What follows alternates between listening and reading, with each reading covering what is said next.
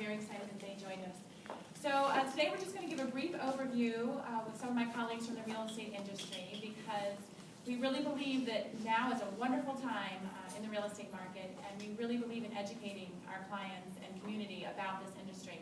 We're not in this business to make money off real estate. We are here to make a career out of helping people. And every single person in this room I know believes that, as I do. So that's why we're doing this. We're hoping that this is the first of very many. So we look forward to your feedback. And we'll start out with an introduction to the mortgage process by Corey Michael, owner and president of CBN Mortgage.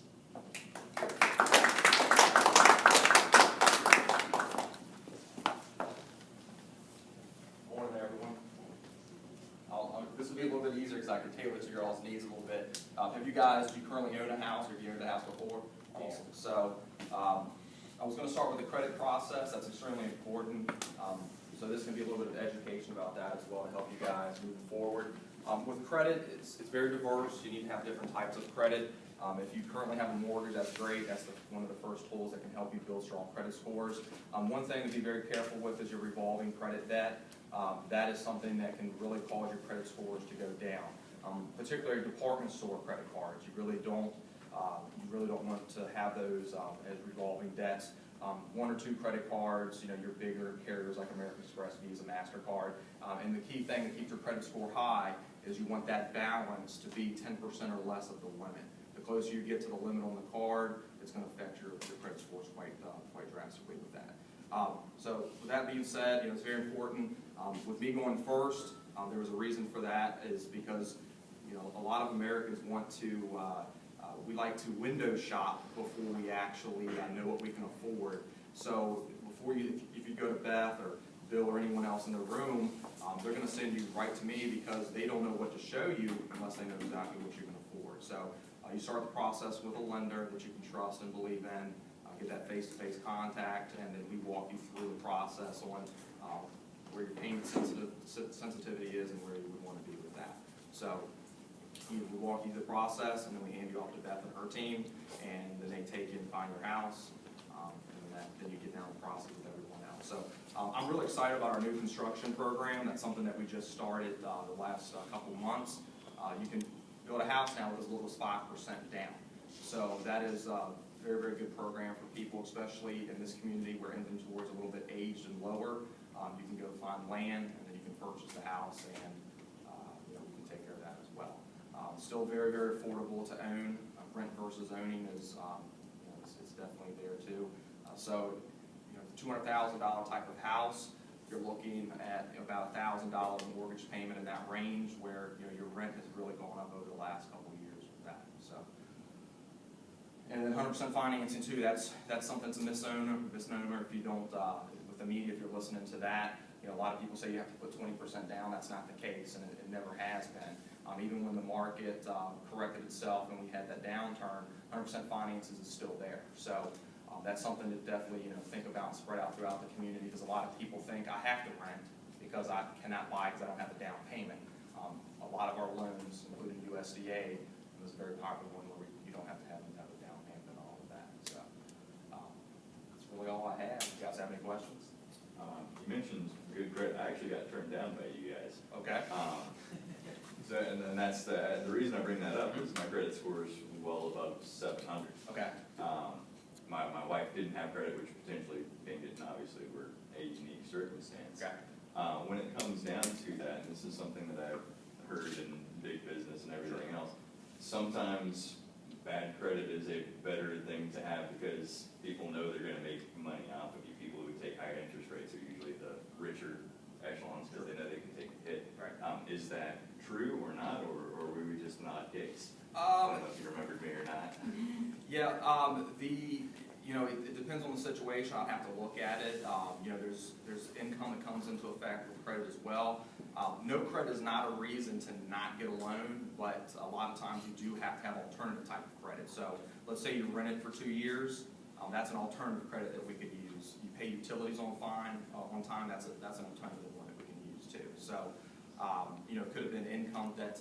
Could have been DTI, what we call debt to income. So I'd be happy to talk with you later if you want to give me a call and I can look at the situation. No worries. Like I said, it was just curious details. So. Yeah. So credit is extremely important, but there are a lot of other details that go into it as well.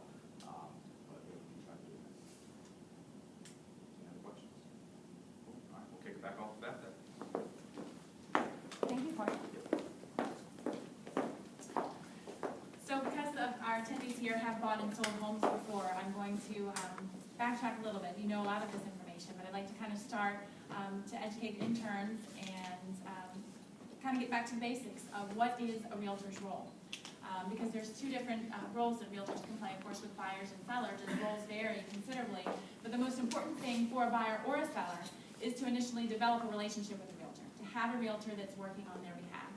I remember the story that my parents told, that they were shopping for a home and they had a realtor and they were looking around, and then they saw a house that they loved, that we ended up, I was born in that house, and they called the person whose name was on the sign.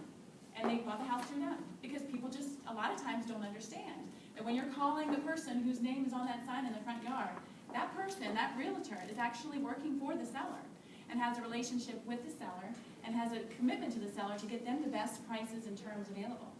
So what my parents didn't know, that because they didn't call their realtor who they had a relationship with, that they might not have probably gotten a better deal that they could have gotten by having someone that was working for them as their buyer's agent. So since then, and that was 30, almost 40 years ago, things have changed in the real estate world, and now there's a lot of documentation. I remember my colleague Scotty Reed, my mentor, said it used to be a handshake, and you'd mail the contract, and you'd get it 4 or 5 days later, and you're good to go.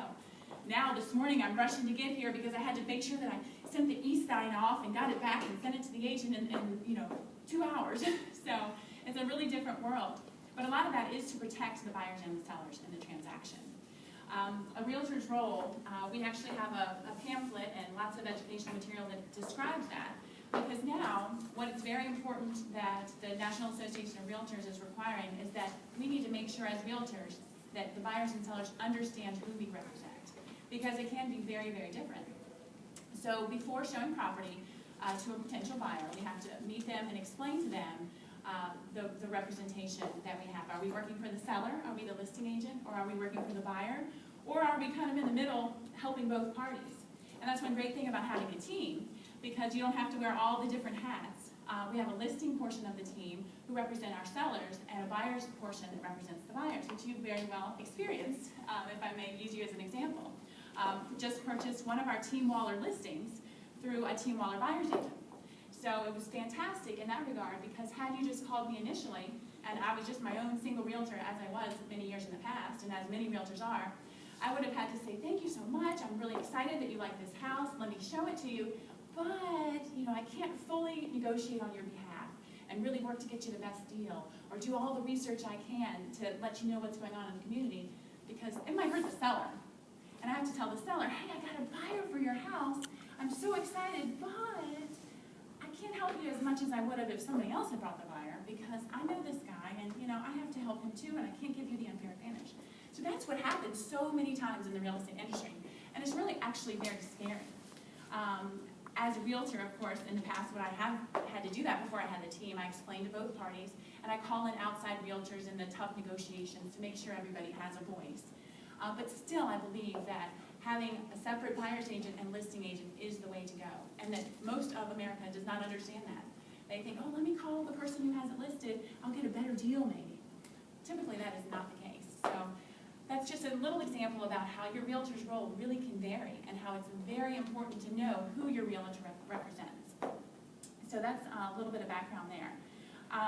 Next, I'd like to talk a little bit about the market trends in Warren County, which are absolutely fantastic. The numbers that I ran from last year, 2014, really indicate that we are in an upward trend. Things are selling. We can't list them fast enough. Team Waller alone yesterday listed 5 homes. We have showings on all but one of the listings as of like 5 hours after they were listed. We had showing requests. So it's really fantastic. We really need to increase the inventory. So I'm spreading the word to let people know that the inventory in Front Royal Warren County is very low. We need more homes so that buyers can contact CVM and get a mortgage and purchase homes. It's also a great time for people who have considered buying or considered moving up. So maybe they have their first time residence, or they've been living there a long time and even they want to downsize.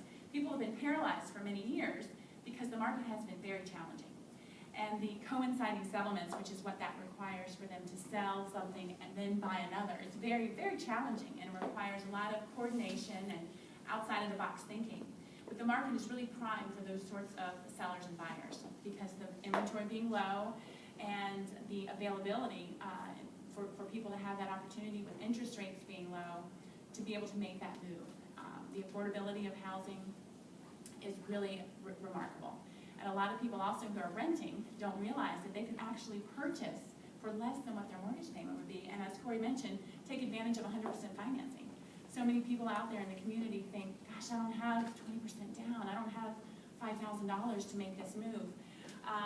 What we like to suggest is that people have a few $1,000s so that they're not completely stressed and not eating, while they go through this process, because there are expenses that you have in the home buying process, which you'll learn about, like Scott Sanford with the home inspection that he'll speak of. So there are some expenses and earnest money deposit that's required.